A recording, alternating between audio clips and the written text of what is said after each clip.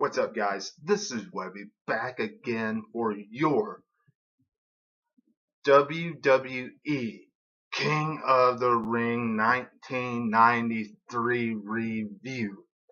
When you talk about one of the most influential pay-per-views in the WWE, when you talk about a pay-per-view that has really elevated so many superstars over the years that you wonder why WWE just tossed it out the window, got rid of it, because it helped so many stars and fans really got intrigued by it and enjoyed it so much. You wonder why WWE tossed it? You can't forget to mention the King of the Ring. Welcome to the 1993 King of the Ring review.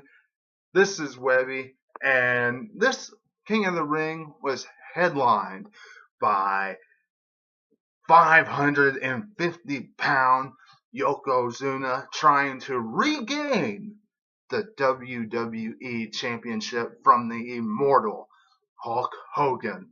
Mr. Fuji in Yokozuna's corner and the mouth of the South, Jimmy Hart, in Hulk Hogan's corner. That and the King of the Ring tournament itself, Bret Hart versus Razor Ramon, opened up the King of the Ring tournament. This set the tone, set the bar to open up the King of the Ring. Absolutely awesome encounter. Razor Ramon came up in the short end of the stick in this contest. Razor Ramon and Bret Hart battling back and forth from bell to bell. This was non-stop action throughout this entire matchup. Very intriguing.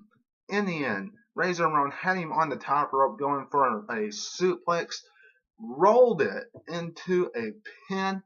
1, 2, 3. Bret Hart victorious. In the opening round, Razor Ramon gets eliminated at the King of the Ring. Mr. Hughes locks up with Mr. Perfect. Mr. Hughes has the urn. He has the manager, Harvey Whippleman. He has the Undertaker's urn because they were having a rivalry back then, and he had to help Giant Gonzalez take out the Undertaker for a while. So he had his urn.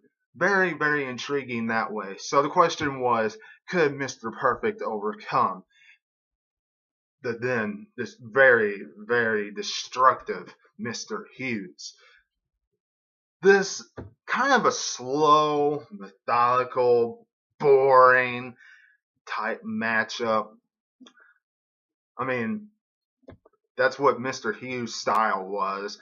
And when you have somebody like Mr. Perfect going against him, two different styles of wrestling, and Mr. Hughes was in control of a big part of this matchup. Finally, towards the end, Mr. Perfect gets waffled with the urn and wins by disqualification. Bam Bam Bigelow, the Beast from the East, takes on the proud American Hacksaw Jim Duggan. This contest, very good for two big men going at it. So, Bam Bam Bigelow, always probably one of the best big men ever in professional wrestling.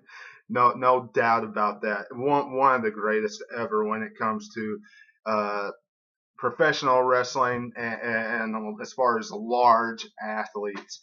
One of the best ever. Hacksaw Jim Duggan, funny, does his usual hauls and all his usual stuff that he always did. But no question, when you look at everything as the show progressed, Bam Bam was going to win this, and he did very convincingly. Hacksaw Jim Duggan didn't really stand a chance in this contest. Bam Bam Bigelow victorious and moved on in the round. Tatanka versus Lex Luger. This match went the time limit, the whole 15 minutes, because in the King of the Ring, you had 15 minutes. And if it went 15 minutes, then you both were eliminated in the first round. Tatanka and Lex Luger went the 15 minutes. It was a draw. Very understandable they did that. WWE trying to protect both men. Lex Luger, the narcissist, very arrogant, disgusting. Nobody liked him. Trying to look at himself all the time. You know, Tatanka, the Native American, running around acting nuts, you know, and hey, how are you? You know, that's the way he was acting all the time. It was a good contest. Very back and forth, fast paced. Probably one of the best on the card, to be perfectly honest. But in the end, both men get eliminated from this tournament, and Bam Bam Bigelow gets a bye all the way to the finals of the King of the Ring. So,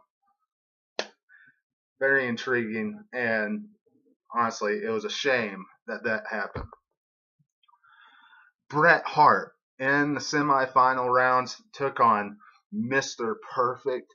These guys had history going all the way back to 1991 SummerSlam for the Intercontinental Championship, where Bret Hart was victorious.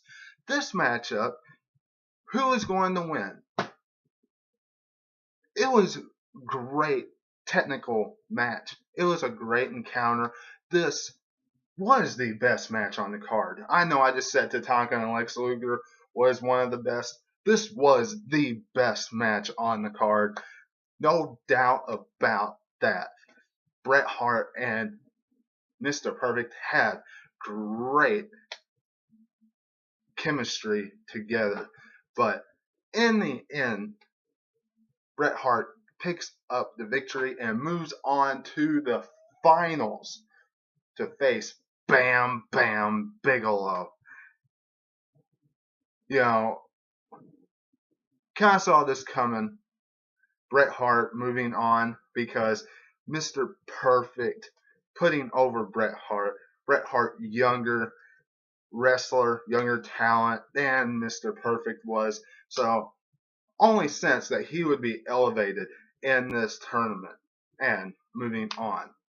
The immortal Hulk Hogan taking on Yokozuna for the WWE Championship. Could the land of the rising sun, could the Japanese sumo superstar take back the WWE Championship?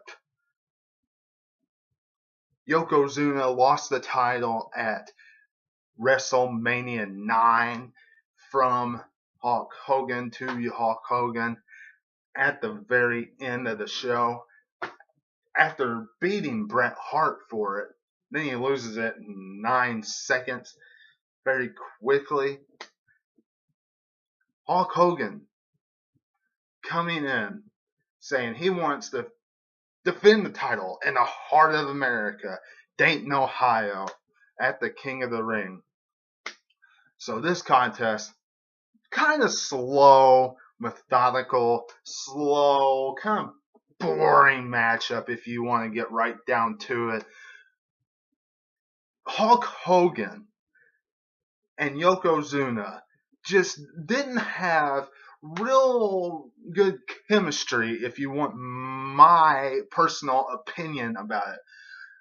Hulk Hogan just doing what he usually did, his usual stick of getting all beat down, worn out, and then hulking up. That's what we saw here.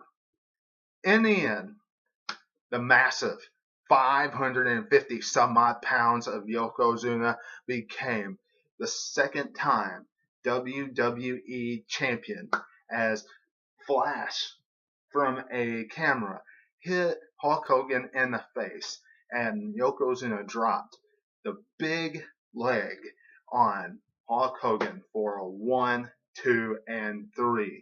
After the match, he did the huge bonsai drop, and we did not see Hulk Hogan until he came back in the early 2000s on WWE TV. The Steiners and the Smoking Guns versus the Head Shrinkers and Money Incorporated. Does anybody really care about this contest? I know I really didn't. This was probably the worst matchup on the card. Absolutely. It was a filler match. If you go back and watch it, it meant nothing. Money Incorporated was having a rivalry with the Steiner brothers, kind of had a rivalry with the Smoking Guns. Everybody wanted Money Inc.'s Tag Team Championship. Money Inc. eventually dropped the titles to the Steiner brothers. That's pretty much what this was about. So, yeah, there you go. Steiners and the Smoking Guns victorious at the King of the Ring 1993. Crush versus Shawn Michaels for the Intercontinental Championship. This contest,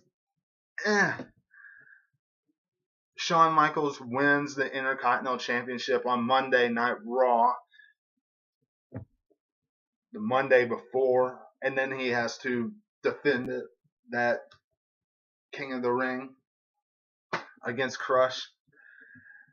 Crush didn't stand a chance. Crush was already kind of having his rivalry with Doink the Clown, so he had that against him. He also had Diesel to worry about on the outside, so he didn't have to stand a chance. This match was another filler match. The WWE just used to take it time up. Shawn Michaels victorious at the King of the Ring. And finally, Bret Hart versus Bam Bam Bigelow in the finals of the King of the Ring tournament. Bret Hart didn't have as much rest as Bam Bam. Bam Bam says he's going to go out and get the job done. You know, this contest, very, very good. Once again, Bam Bam proves that he is one of the best big men in the WWE history. Bret Hart, best there is, best there was, and the best there ever will be. No doubt about that. These two had great chemistry in this matchup. One of the best matches on this card, probably the third best. And it ended up being Luna Vachon hitting Bret Hart with the steel chair, and Bam Bam winning at first. After that, referee came down and stopped it. They restarted the match, and Bret Hart rolls him up eventually for a 1, 2, 3. Bret Hart, the King of the Ring. All this started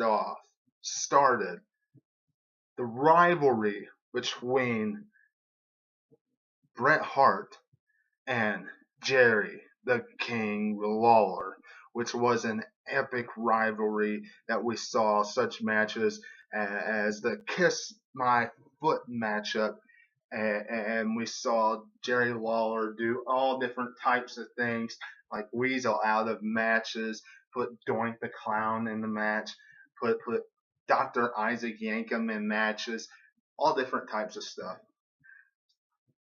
But we heard Burger King on this night, and Jerry Lawler had enough and hit Bret Hart with a scepter and tore up the entire King of the Ring stage, and that's how the King of the Ring went off the air.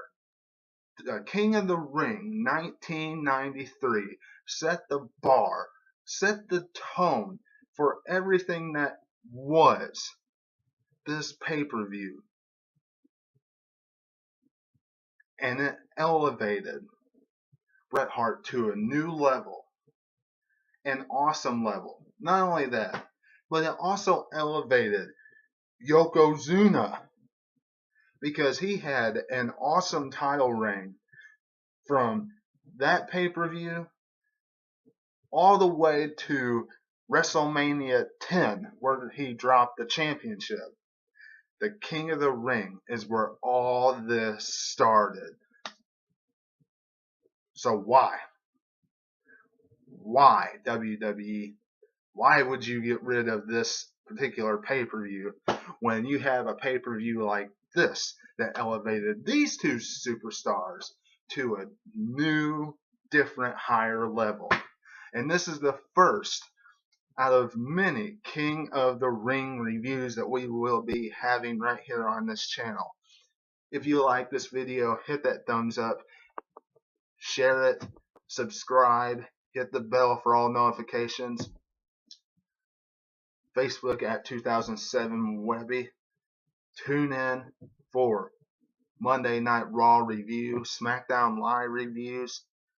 Go back and watch those two reviews. Go back and watch anything else that you've missed on the channel. And until I see you again, this is Webby, and I will catch you on the other side. Talk to you later.